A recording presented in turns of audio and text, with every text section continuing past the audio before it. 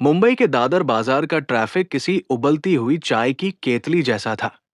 हर तरफ शोर, धुआं और बेकरारी। और इसी उबलते शोर के बीच था हमारा हीरो रोहन शर्मा, जो अपनी टी शर्ट के कॉलर को खींचते हुए पसीने से भीगी पीठ को हवा देने की नाकाम कोशिश कर रहा था।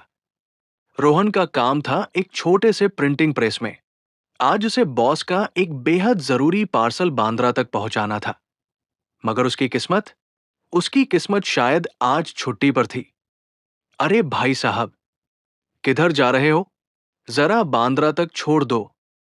रोहन ने सड़क किनारे खड़े एक ऑटो वाले को लगभग चिल्लाकर रोका।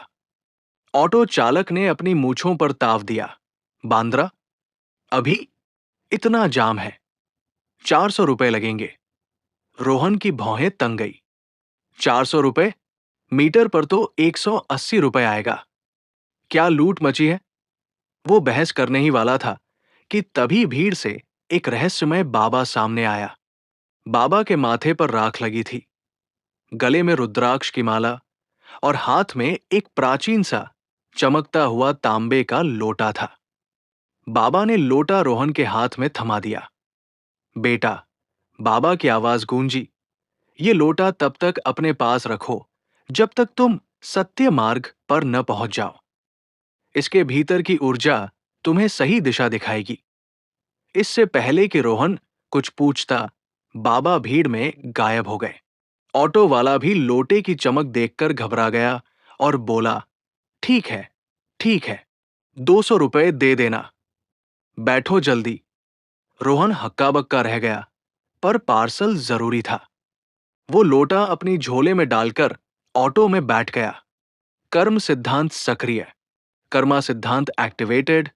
बांद्रा की ओर ऑटो भगाते हुए लोटे से एक हल्की गर्म ऊर्जा रोहन के हाथ में फैलने लगी। रोहन को लगा जैसे किसी ने उसके दिमाग में अचानक एक पुरानी हिंदी फिल्म का क्लाइमेक्स चला दिया हो। आंखों के सामने अचानक कुछ अजीब से शब्द तैरने लगे। कर्म सिद्धांत प्रणाली सक्रिय, कर्मा सिद्धांत सिस्टम एक्टिवेटेड। वर्तमान स्तर नूतन, नोवाइस। संचित कर्म बिंदु 100। Accumulated Karma points 100। पहला निष्क्रिय गुण प्राप्त, फर्स्ट पैसिव एट्रीब्यूट एक्वायर्ड। निष्क्रिय गुण, निष्क्रियगण 1। बेफिक्र गाय का aura, aura of the unbothered cow. विवरण, डिस्क्रिप्शन आसपास के छोटे मोटे झंझट और तनाव आपसे दूर रहते हैं। जैसे सड़कों पर बैठी गाय को कोई परेशान नहीं करता, वैसे ही छोटे विवाद और परेशानियां आपको अनदेखा कर देती है। प्रभाव, इफेक्ट, यातायात में आसानी, निम्न स्तरीय शत्रुओं द्वारा अनदेखा किए जाने की संभावना 50%। रोहन ने अपनी आंखें मली। ये क्या पागलपन है? बेफिक्र गाय का ऑरा? क्या मैं कोई डेयरी प्रोडक्ट हूं? मगर अगले ही पल उसे अपनी इस पागलपन का असर दिखा। ऑटो तेजी से एक चौड़ी सड़क पर पहुंचा जहां भयंकर जाम था। लेकिन जैसे ही उनका ऑटो उस जाम के पास पहुंचा, रोहन को अजीब सा एहसास हुआ। उसके ऑटो के ठीक आगे एक स्कूटर वाला और एक टैक्सी ड्राइवर भयंकर बहस कर रहे थे। लेकिन जैसे ही रोहन का ऑटो उनके नजदीक आया, दोनों ने अचानक एक दूसरे को माफ किया और सड़क का एक छोटा सा कोना ऑटो के लिए खाली हो गया। ऑटो ड्राइवर ने खुशी से चिल्लाया, वाह, क्या बात है, आज तो गणपति बप्पा की कृपा है। रोहन को लगा कि ये कोई संयोग नहीं था। उसका सिर झोले के भीतर रखे लोटे की ओर घूम गया। मीठी और मजेदार, स्वीट एंड सैवरी। थोड़ी देर बाद उन्हें एक ट्रैफिक पुलिस वाले ने एक संकीर्ण गली में जाने के लिए रोक दिया। ऑटो ड्राइवर ने माथा पीट लिया। अरे यार, अब ये कम से कम आधा घंटा रोकेगा। रोहन को अचानक अपने अंदर कुछ होने का एहसास हुआ। एक नई अधिसूचना उसके दिमाग में गूंजी। निष्क्रिय गुण 2 प्राप्त, पैसिव एट्रीब्यूट 2 एक्वायर्ड। निष्क्रिय गुण, निष्क्रियगण 2। अन्नपूर्णा का आशीर्वाद, ब्लेसिंग ऑफ अन्नपूर्णा। विवरण, डिस्क्रिप्शन आपके द्वारा बनाया या छुआ गया भोजन दैवीय रूप से स्वादिष्ट और पौष्टिक हो जाता है। ये भोजन खाने वाले को शारीरिक और मानसिक शांति देता है। प्रभाव: इफेक्ट: भोजन की गुणवत्ता में 50% वृद्धि, खाने वाले को हल्का आरोग्य लाभ। अब ये क्या है? मैं कोई मास्टर शेफ थोड़ी हूं, रोहन ने सोचा। मगर फिर उसे याद आया कि उसकी मां ने सुबह उसे रास्ते में खाने के लिए घर के बने आलू पराठे और अचार दिए थे। रोहन ने बिना कुछ कहे अपना टिफिन खोला और एक पराठा निकाला। पराठे की महक उस संकरी गली में फैल गई।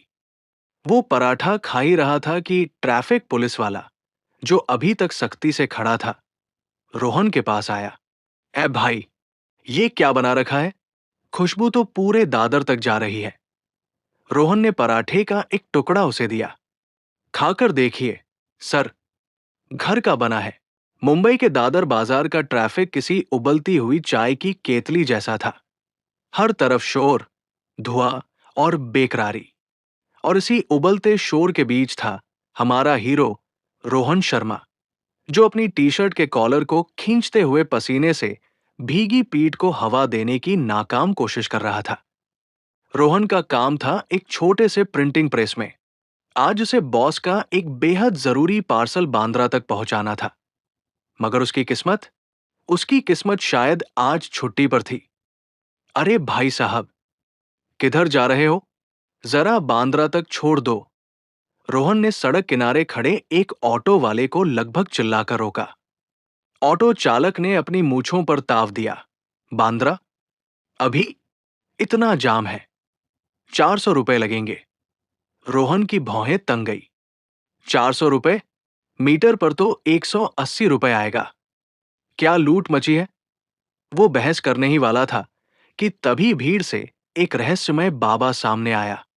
बाबा के माथे पर राख लगी थी, गले में रुद्राक्ष की माला और हाथ में एक प्राचीन सा चमकता हुआ तांबे का लोटा था। बाबा ने लोटा रोहन के हाथ में थमा दिया।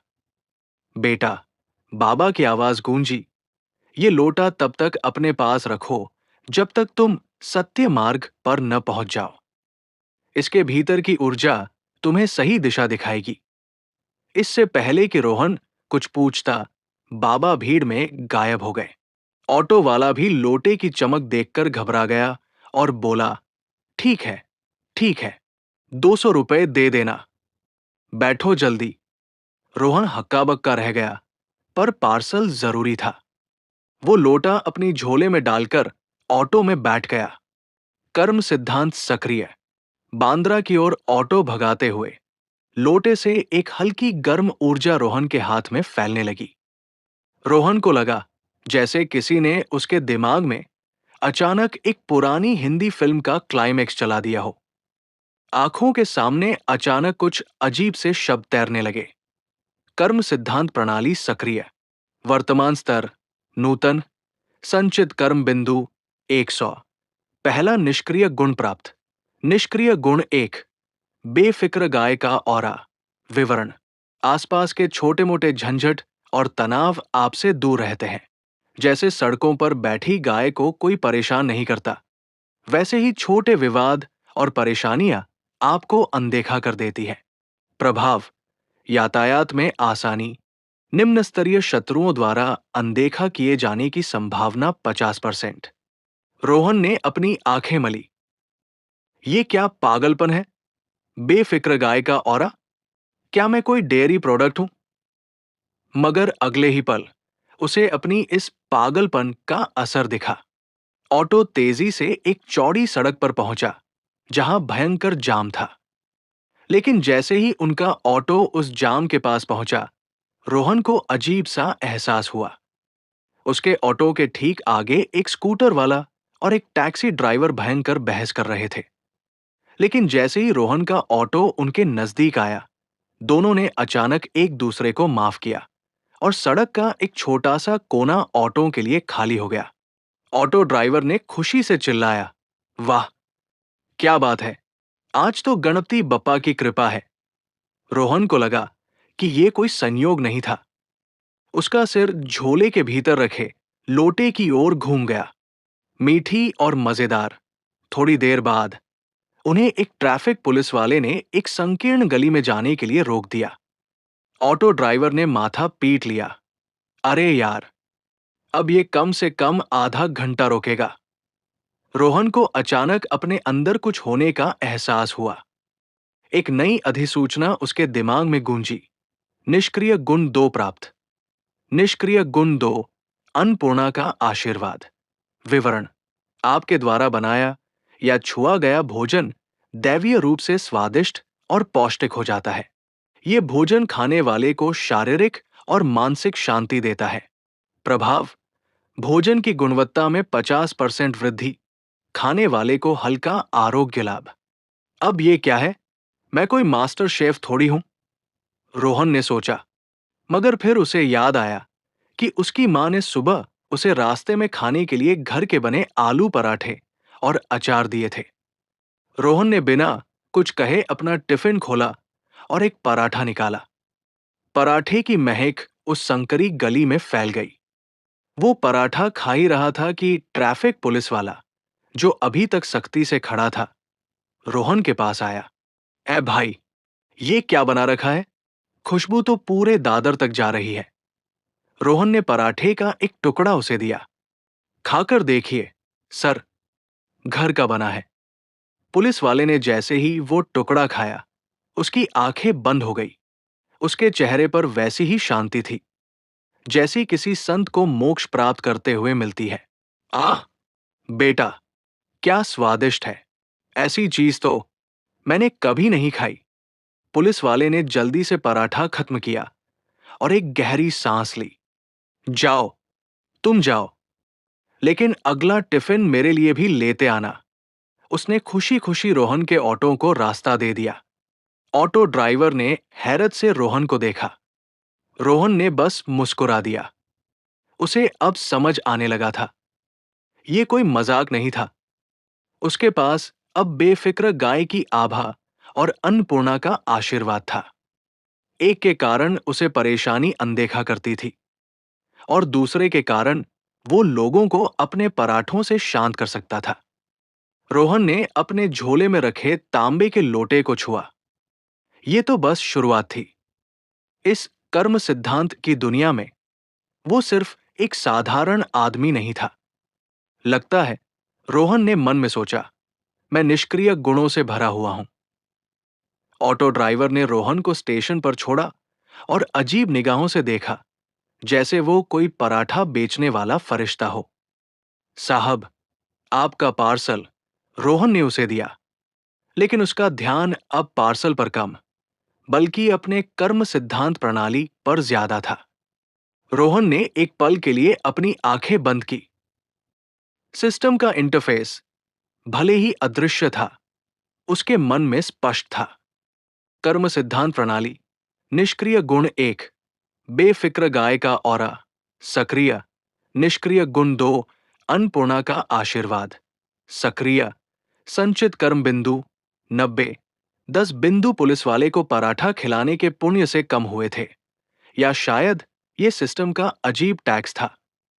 रोहन ने सोचा, अगर ये निष्क्रिय गुण अपने आप काम करते हैं, तो मुझे बस सही जगह पर सही काम करना है, या शायद कुछ भी नहीं करना है। उसे अब तुरंत अपने गांव देवगढ़ लौटना था, क्योंकि उसके मामाजी ने उसे एक जरूरी पारिवारिक समारोह के लिए बुलाया था। देवगढ़ महाराष्ट्र और कर्नाटक की सीमा पर पश्चिमी घाट के जंगलों में छिपा एक प्राचीन गांव था, जहां आज भी पुरानी परंपराएं और रहस्य जिंदा थे। रेलवे स्टेशन का संकट। रोहन ने टिकट खरीदा और प्लेटफॉर्म की तरफ भागा। स्टेशन पर भयानक भीड़ थी। यात्री, सामान, फेरी वाले, सब एक दूसरे से टकरा रहे थे। रोहन को लगा कि अगर वो इस भीड़ में फंस गया, तो उसके शरीर का आलू पराठा बन जाएगा। तभी उसे एक नए निष्क्रिय गुण की प्राप्ति हुई। निष्क्रिय गुण 3 प्राप्त। निष्क्रिय गुण 3, बैलगाड़ी की ताल। विवरण: शरीर में एक धीमा, स्थिर संतुलन स्थापित होता है, चाहे आप किसी भी वाहन पर हों या कितनी भी भीड़ में हों। आपका केंद्र बिंदु, सेंटर ऑफ ग्रेविटी, हमेशा स्थिर रहता है। प्रभाव: उत्कृष्ट संतुलन और स्थिरता प्लस 75% बैलेंस। भीड़ भाड़ वाले माहौल में गति पर कोई नकारात्मक प्रभाव नहीं। रोहन को तुरंत अपने पैरों में एक अजीब सी मजबूती महसूस हुई। उसने देखा कि लोग, सामान और ट्रॉली उसके आगे पीछे से गुजर रहे थे, पर उसे छू भी नहीं रहे थे। वो भीड़ में ऐसे चल रहा था जैसे शांत पानी में कोई नाव। जब एक मोटा आदमी अपने विशाल सूटकेस के साथ रोहन के पास से गुजरा, तो सूटकेस रोहन से 1 इंच पहले ही अपने आप हल्का सा मुड़ गया। वाह, ये तो कमाल है। रोहन ने फुर्ती से ट्रेन में चढ़ाई, जबकि बाकी लोग एक दूसरे को धक्का दे रहे थे। देवगढ़ की यात्रा देवगढ़ की यात्रा लंबी और थका देने वाली थी।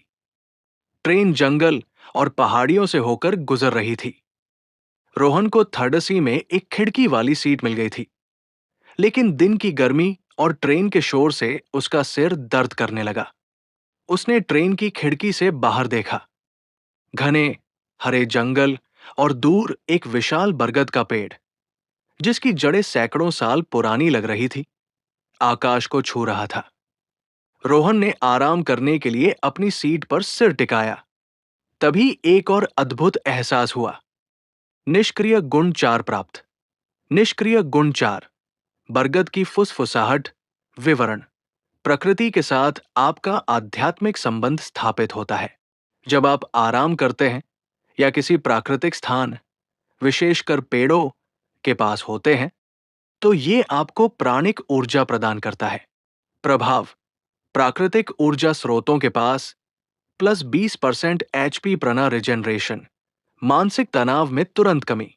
जैसे ही ये गुण सक्रिय हुआ, रोहन का सिर दर्द तुरंत गायब हो गया। उसे ऐसा लगा जैसे किसी ने उसके सिर पर ठंडा पानी डाल दिया हो।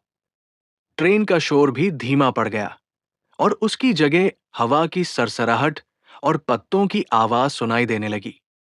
ऐसा लगा जैसे ट्रेन रुक गई हो और वो किसी शांत जंगल में एक विशाल पेड़ की छाव में सो रहा हो। रोहन ने गहरी सांस ली और उसे महसूस हुआ कि उसकी थकावट बस कुछ ही मिनटों में दूर हो गई। इस प्राणिक ऊर्जा ने उसके शरीर को पूरी तरह से चार्ज कर दिया था। रोहन ने मुस्कुराते हुए आंखें खोली। उसने खिड़की से देखा कि बरगद का पेड़ अब पीछे छूट रहा था, लेकिन उसका शांत और ऊर्जावान महसूस करना बरकरार था। अगर मुंबई के ऑटो और ट्रेन की भीड़ मुझे इतने शक्तिशाली निष्क्रिय गुण दे सकती है, तो देवगढ़ के प्राचीन मंदिरों और जंगलों में क्या होगा? रोहन ने सोचा। उसका मन अब उत्सुकता और रोमांच से भर गया था। देवगढ़ स्टेशन आ चुका था। रोहन अपना झोला कंधे पर लादकर ट्रेन से उतरा। अब वो एक साधारण यात्री नहीं था, बल्कि अद्भुत प्रतिभा वाला एक व्यक्ति था, जो अपने अगले अनजाने निष्क्रिय गुण की प्रतीक्षा कर रहा था। देवगढ़ स्टेशन मुंबई के दादर से एकदम अलग था। यहाँ पहाड़ियों की ताजी हवा में धूप की गर्मजोशी थी और माहौल में चंदन और धूप बत्ती की हल्की महक घुली हुई थी। रोहन ने अपनी ट्रेन की थकान को बरगद की फुसफुसाहट के सौजन्य से पीछे छोड़ दिया था। स्टेशन से मामाजी का घर लगभग 5 किलोमीटर दूर था। रोहन ने एक पुरानी खटारा जीप को रोकने की कोशिश की, जो यात्रियों को गांव के मुख्य बाजार तक ले जाती थी। जीप वाला, एक अधेड़ व्यक्ति जिसका नाम काका था, अपने बीड़ी के धुएं के छल्ले बना रहा था। कहाँ जाना है, बाबू? मुख्य बाजार। काका, कितना लगेगा? 80 रुपए प्रति सवारी। रोहन जानता था कि ये किराया बहुत ज्यादा था। उसके माथे पर एक हल्की सी रेखा उभरी। ठीक उसी पल उसके कर्म सिद्धांत प्रणाली में कुछ हलचल हुई। मोल भाव का जादू। निष्क्रिय गुण 5 प्राप्त। निष्क्रिय गुण 5, बाजार का मोलभाव। विवरण: आपकी बोली में एक अप्रतिरोध्य आकर्षण और तार्किक बल आता है। दुकानदार, विक्रेता और यहां तक कि कठोर हृदय वाले लोग भी आपके सामने नरम पड़ जाते हैं। प्रभाव: सौदेबाजी की सफलता दर प्लस 70%। खरीद मूल्य पर औसतन -30% की छूट। रोहन के होठों पर एक हल्की सी मुस्कान आई। ये गुण बिल्कुल सही समय पर आया था। काका, रोहन ने शांत और गहरी आवाज में कहा, देवगढ़ के हम हैं और हमें पता है कि इस रूट का असली किराया 30 रुपए है। आप 80 रुपए मांग रहे हैं। ये तो नाइंसाफी है। आप रोज सवारी करते हैं। आपका मुनाफा तो 40 रुपए में भी हो जाएगा। 40 रुपए दीजिए, हमें छोड़ दीजिए। ये आपकी भी भलाई है, हमारी भी।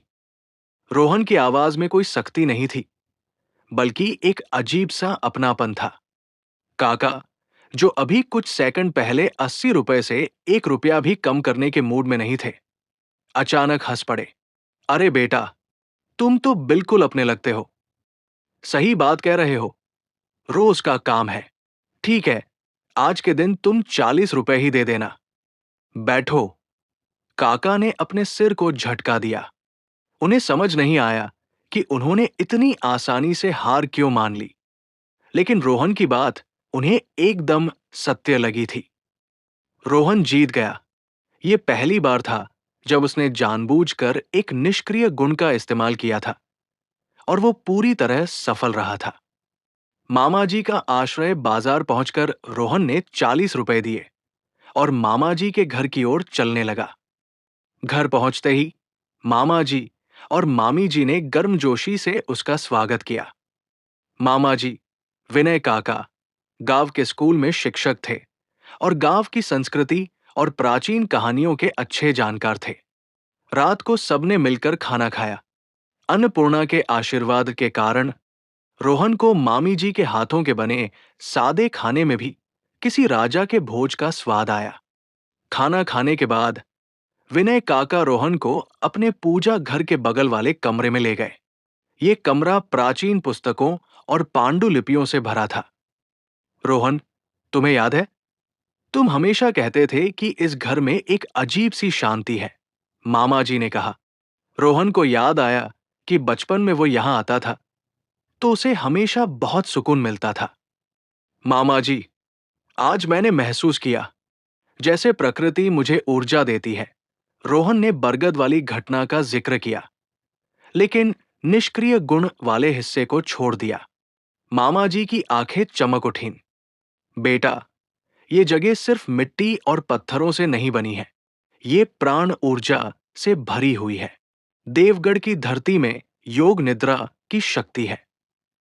रोहन को लगा कि मामा जी अपने निष्क्रिय गुण की बात को किसी पौराणिक संदर्भ में समझा रहे थे। छठा गुण। नींद में साधना जैसे ही रोहन बिस्तर पर लेटा, मामा जी की कही बात उसके दिमाग में गूंजती रही। योग निद्रा की शक्ति है। उसने थकी हुई आंखों से छत को देखा और पल भर में उसे एक और प्रणाली सूचना प्राप्त हुई। निष्क्रिय गुण 6 प्राप्त। निष्क्रिय गुण 6, योग निद्रा विवरण। आपकी नींद अब सिर्फ आराम नहीं है, बल्कि एक गहरी आध्यात्मिक क्रिया है। नींद के दौरान आप निष्क्रिय रूप से अपने आसपास की ब्रह्मांडीय ऊर्जा प्रणा को अवशोषित करते हैं और अपने कर्म बिंदु बढ़ाते हैं। प्रभाव। सोने के दौरान प्रणा कर्म बिंदु की निष्क्रिय वृद्धि, सुबह उठने पर अधिकतम शारीरिक और मानसिक ताजगी। रोहन को बिस्तर अब किसी साधारण गद्दे जैसा नहीं, बल्कि एक जादुई ध्यान मंच जैसा लगा। वो तुरंत गहरी नींद में चला गया, लेकिन उसकी चेतना का एक कोना अब भी सक्रिय था, जो चुपचाप रात भर ब्रह्मांडीय ऊर्जा को सोखता रहा। ये स्पष्ट था, देवगढ़ रोहन के लिए सिर्फ गांव नहीं था, बल्कि निष्क्रिय गुणों की एक खदान था। अगली सुबह रोहन अपनी जिंदगी की सबसे बेहतरीन नींद के बाद उठा। उसकी आंखें खुली और उसे लगा जैसे उसके शरीर से सारा आलस्य और थकान मिट गई हो। ये योग निद्रा निष्क्रिय गुण का सीधा परिणाम था। वो इतना तरोताजा महसूस कर रहा था कि मानो उसने हफ्तों से छुट्टी ले रखी हो। बेड से उठते ही उसके मन में कर्म सिद्धांत प्रणाली का हल्का सा संकेत दिखा। कर्म सिद्धांत प्रणाली। संचित कर्म बिंदु 115, प्लस 25 बिंदु योग निद्रा के कारण रात भर में अर्जित हुए। वाह! अब तो सोना भी एक तरह की साधना है। रोहन ने मन ही मन हंसते हुए सोचा। वो तैयार हुआ और मामाजी के साथ सुबह की सैर के लिए निकल पड़ा। देवगढ़ के खेत और जंगल सुबह की हल्की धूप में नहा रहे थे। प्राचीन शिव मंदिर मामाजी रोहन को गांव के सबसे पुराने शिव मंदिर तक ले गए। ये मंदिर एक छोटी पहाड़ी की चोटी पर बना था और सैकड़ों साल पुराना था। इसके पत्थरों पर काई जम गई थी और आसपास घने पेड़ थे, जिनकी डालियां मंदिर को छाया देती थी। जैसे ही रोहन ने मंदिर की सीढ़ियां चढ़ना शुरू किया, उसे अचानक एक और नई ऊर्जा महसूस हुई। ये शांत और केंद्रित थी। निष्क्रिय गुण 7 प्राप्त। निष्क्रिय गुण 7 तीर्थ यात्रा की एकाग्रता, विवरण। पवित्र और आध्यात्मिक स्थानों पर आपका मन और शरीर स्वतः ही ध्यान और एकाग्रता की अवस्था में आ जाता है। इससे आपकी धारणा शक्ति, परसेप्शन और सूक्ष्म ऊर्जा को समझने की क्षमता बढ़ती है। प्रभाव: आध्यात्मिक स्थलों पर एकाग्रता में प्लस 50% वृद्धि। छोटे विवरणों को ध्यान से देखने की क्षमता। तीर्थ यात्रा की एकाग्रता सक्रिय होते ही रोहन को मंदिर के पत्थरों पर बने पुराने शिलालेखों की बारीकी साफ दिखने लगी। उसे ये भी महसूस हुआ कि मंदिर की हवा में एक अजीब सी प्राणिक शक्ति का प्रवाह हो रहा है, जिसे मामाजी जैसे गांव वाले शायद महसूस कर पाते होंगे। मंदिर के मुख्य द्वार पर एक बूढ़ा साधु जमीन पर बैठा ध्यान कर रहा था। उनकी जटाएं लंबी थी और शरीर पर राख लगी थी। साधु का परीक्षण मामाजी ने साधु को प्रणाम किया। बाबा, ये मेरा भांजा रोहन है, मुंबई से आया है। साधु ने अपनी आंखें खोली। उनकी आंखें इतनी पुरानी थी कि उनमें अतीत का इतिहास छिपा हो। उन्होंने रोहन को ऊपर से नीचे तक देखा और मुस्कान के साथ कहा, मुंबई, वहां तो केवल माया और लोभ का बाजार है। वहां से कोई कर्म लेकर नहीं आता, केवल थकान लेकर आता है। साधु की बात सुनकर रोहन को हल्की सी ठेस पहुंची। वो बिना सोचे समझे बोल पड़ा, लेकिन उसकी आवाज में बाजार का मोलभाव की हल्की सी मिठास और तर्क शक्ति थी। बाबा, आप सही कहते हैं कि वहां लोभ है, पर वहां हर दिन हजारों लोग सिर्फ अपने परिवार के लिए कड़ी मेहनत करते हैं। वो मेहनत भी तो एक तरह का शुभ कर्म ही है। अगर हर कर्म मायने रखता है, तो शायद मुंबई में रहने वाले लोगों के भी अपने निष्क्रिय गुण होंगे, भले ही वे उन्हें पहचानते न हों। साधु की मुस्कान और गहरी हो गई। तीर्थ यात्रा की एकाग्रता के कारण रोहन ने साधु की आंखों में छिपी हुई स्वीकृति को साफ देख लिया। साधु ने अपना हाथ बढ़ाया और उनकी हथेली पर एक छोटा चमकीला पंचधातु का सिक्का था। तुम सही कहते हो, बालक। हर कर्म मायने रखता है। ये लो, ये सिक्का तुम्हें हर तरह के बुरी नजर और नकारात्मक शक्तियों से बचाएगा। ये मेरा आशीर्वाद है। रोहन ने सिक्का सम्मान से ले लिया। सिक्का उसके हाथ में आते ही उसके कर्म सिद्धांत प्रणाली में एक शक्तिशाली कंपन हुआ। निष्क्रिय गुण 8 प्राप्त। निष्क्रिय गुण 8 बुरी नजर का कवच, विवरण। आपके चारों ओर एक सूक्ष्म सुरक्षात्मक आवरण, कवच बनता है, जो नकारात्मक इरादों, ईर्ष्या और छोटी-मोटी जादू टोने की शक्तियों को निष्क्रिय कर देता है। प्रभाव: सभी प्रकार की नकारात्मक शक्तियों, बुरी नजर और दुर्भावनापूर्ण जादुई हमलों के प्रतिरोध में प्लस 30% वृद्धि। रोहन अब केवल सौभाग्यशाली नहीं था, वो अब आध्यात्मिक रूप से भी सुरक्षित था। साधु ने रोहन की आंखों में देखते हुए कहा, बेटा, तुम्हारे अंदर अद्भुत प्रतिभा है, पर उसे संसार के कल्याण में लगाना। यहां देवगढ़ में कुछ प्राचीन शक्तियां जाग रही हैं। वे तुम्हें चुनौती देंगी। मामाजी घबरा गए। बाबा जी, आप किस चुनौती की बात कर रहे हैं? साधु ने कोई जवाब नहीं दिया। उन्होंने बस रोहन को आशीर्वाद दिया और फिर से अपनी ध्यान मुद्रा में लीन हो गए। रोहन ने अपने पंचधातु के सिक्के को कसकर पकड़ा। उसकी साधारण यात्रा अब एक रहस्यमय आध्यात्मिक चुनौती में बदल चुकी थी। शिव मंदिर से लौटने के बाद रोहन और मामाजी ने मामी जी के हाथ की बनी स्वादिष्ट जलेबी और पोहा खाई, जिसका स्वाद अन्नपूर्णा के आशीर्वाद के कारण और भी दिव्य हो गया था।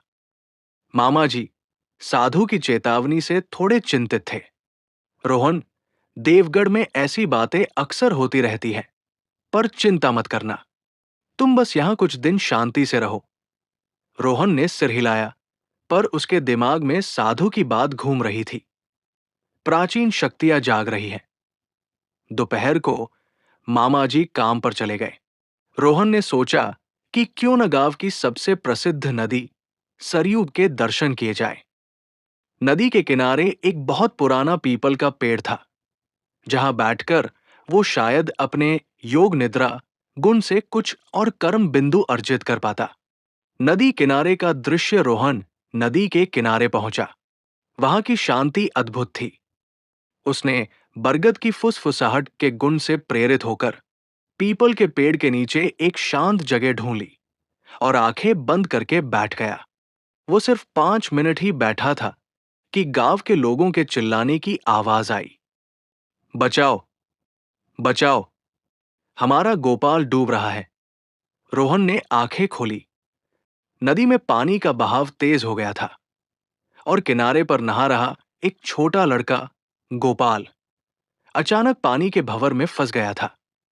गांव के लोग किनारे पर खड़े चिल्ला रहे थे, पर कोई अंदर जाने की हिम्मत नहीं कर रहा था, क्योंकि बहाव बहुत खतरनाक था। रोहन ने बिना सोचे समझे नदी की ओर भागना शुरू कर दिया। नए गुण की प्राप्ति रोहन को तैरना आता था, लेकिन इस भंवर से लड़ना खतरनाक था। जैसे ही उसके पैर नदी के पानी को छूने वाले थे, उसके कर्म सिद्धांत प्रणाली में एक शक्तिशाली लहर उठी। इस बार यह किसी बलिदान या जरूरत के कारण सक्रिय हुआ था। निष्क्रिय गुण 9 प्राप्त। निष्क्रिय गुण 9, जल की बुद्धिमत्ता। विवरण: जल तत्व से आपका सहज तालमेल स्थापित होता है। आप पानी के बहाव को प्राकृतिक रूप से समझते हैं और पानी में आपकी गति, सहन शक्ति और सांस लेने की क्षमता कई गुना बढ़ जाती है। प्रभाव: जल में +100% गति और सहन शक्ति। पानी के नीचे बिना सांस लिए रहने की क्षमता में वृद्धि। रोहन ने महसूस किया कि नदी का पानी अब उसे डरा नहीं रहा था, बल्कि रास्ता दिखा रहा था। उसने भंवर के अंदर का सबसे कमजोर बिंदु देखा। वो पानी में कूदा।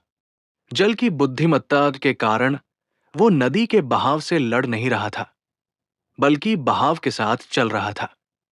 भंवर उसे खींचने की कोशिश कर रहा था, पर रोहन अपने बैलगाड़ी की ताल के गुण का भी इस्तेमाल करते हुए अपना संतुलन बनाए रखा। उसकी गति पानी में किसी मछली से कम नहीं थी। वो तेजी से गोपाल तक पहुंचा, जिसने डर के मारे अपनी आंखें बंद कर रखी थी। रोहन ने उसे पकड़ा और पानी के सबसे शांत हिस्से की ओर तैरना शुरू कर दिया। चुनौती का सामना जब रोहन लगभग किनारे पर पहुंचने वाला था, तभी उसने देखा कि नदी के बीच में, जहां सबसे तेज भंवर था, वहां पानी अचानक काला और अशांत हो गया। पानी की सतह पर किसी पुराने बर्तन की तरह दिखने वाले काले लोटे जैसा कुछ तैर रहा था, जिससे नकारात्मक ऊर्जा निकल रही थी। रोहन समझ गया, ये साधु द्वारा बताई गई नकारात्मक शक्ति थी, जो शायद इस नदी की प्राण ऊर्जा को दूषित करने की कोशिश कर रही थी। उसने गोपाल को किनारे पर सुरक्षित फेंक दिया और फिर उस काले लोटे की ओर देखा। गोपाल के माता-पिता खुशी और राहत के आंसू बहा रहे थे। रोहन ने तुरंत अपनी जेब से साधु का दिया हुआ पंचधातु का सिक्का निकाला। जैसे ही उसने सिक्का अपने हाथ में पकड़ा, बुरी नजर का कवच गुण तेजी से सक्रिय हो गया। उसके चारों ओर एक हल्की सुनहरी आभा फैल गई। रोहन उस काले लोटे तक तैर कर गया, लेकिन जैसे ही उसने उसे छुआ, एक भयानक ठंडी ऊर्जा उसके हाथ में घुसने की कोशिश करने लगी। अगर उसके पास बुरी नजर का कवच नहीं होता तो वो बेहोश हो जाता। सिक्के की सुनहरी आभा ने काले लोटे की नकारात्मक ऊर्जा को बेअसर करना शुरू कर दिया। रोहन ने पूरी ताकत लगाकर वो काला लोटा नदी के पानी से बाहर निकाल लिया और किनारे पर फेंक दिया। जैसे ही काला लोटा जमीन पर गिरा, भंवर शांत हो गया और नदी का पानी फिर से साफ होने लगा। रोहन थका हुआ पर विजयी होकर बाहर आया। उसने गोपाल को बचा लिया था और नदी को दूषित होने से भी। कर्म और नया संकट रोहन को देखते ही गांव के लोग जय हो चिल्ला उठे। वे उसे हीरो की तरह देख रहे थे। रोहन ने उस काले लोटे की ओर देखा। वो अजीब सा लोटा अब केवल एक साधारण मिट्टी का टुकड़ा लग रहा था। वो अभी राहत की सांस ले ही रहा था कि उसके कर्म सिद्धांत प्रणाली में एक और कंपन हुआ। ये कंपन पिछले सभी कंपनों से ज्यादा तेज था। बड़ा कर्म अर्जित, एक जीवन और एक प्राकृतिक जल स्रोत को बचाने के लिए। संचित कर्म बिंदु 350। निष्क्रिय गुण 10 प्राप्त। निष्क्रिय गुण 10। तीव्र अनुकूलन। विवरण: शरीर और मन हर नई चुनौती, वातावरण या ऊर्जा के लिए तुरंत खुद को ढाल लेते हैं। किसी भी चीज को सीखने या किसी भी स्थिति में ढलने में लगने वाला समय बहुत कम हो जाता है। प्रभाव: किसी भी शारीरिक या मानसिक गतिविधि को सीखने की गति प्लस 50%। अप्रत्याशित पर्यावरणीय बदलावों का सामना करने की क्षमता में सुधार। तीव्र अनुकूलन। रोहन ने फुसफुसाया। इसका मतलब था कि वो अब पहले से भी तेजी से शक्तिशाली बन सकता था। गोपाल का पिता दौड़कर रोहन के पास आया। बाबू, तुमने हमें बचा लिया। तुमने देवता का काम किया है। ये लो, ये हमारा पारिवारिक एयरलूम है। इसे अपने पास रखो। उसने रोहन को एक पुरानी नक्काशीदार लकड़ी की छड़ी दी। छड़ी रोहन के हाथ में आते ही एक नई रहस्यमय ऊर्जा महसूस हुई। रोहन को तुरंत पता चल गया, साधु की चुनौती बस शुरू हुई थी। गोपाल को बचाने के बाद रोहन को गांव वालों ने कंधों पर उठा लिया। शाम तक वो देवगढ़ में एक हीरो बन चुका था। मामाजी विनय काका भी रोहन की बहादुरी देखकर हैरान थे, लेकिन साधु की चेतावनी और नदी में मिले काले लोटे की बात से चिंतित भी। रात को सब गांव वालों के जाने के बाद रोहन अपने कमरे में लौटा। उसकी नजर मेज पर रखी दो चीजों पर पड़ी, साधु का पंचधातु का सिक्का और गोपाल के पिता की दी हुई नक्काशीदार लकड़ी की छड़ी। छड़ी का रहस्योद्घाटन रोहन ने लकड़ी की छड़ी उठाई। वो साधारण नहीं लग रही थी। उसकी नक्काशी में पत्तियां और लताएं उकेरी गई थी, जो सदियों पुरानी लग रही थी। जैसे ही रोहन ने छड़ी को पकड़ा, उसके तीव्र अनुकूलन निष्क्रिय गुण ने काम करना शुरू कर दिया। रोहन का दिमाग छड़ी की आंतरिक ऊर्जा और बनावट को समझने लगा। तीव्र अनुकूलन सक्रिय। वस्तु विश्लेषण। प्राचीन लकड़ी की छड़ी।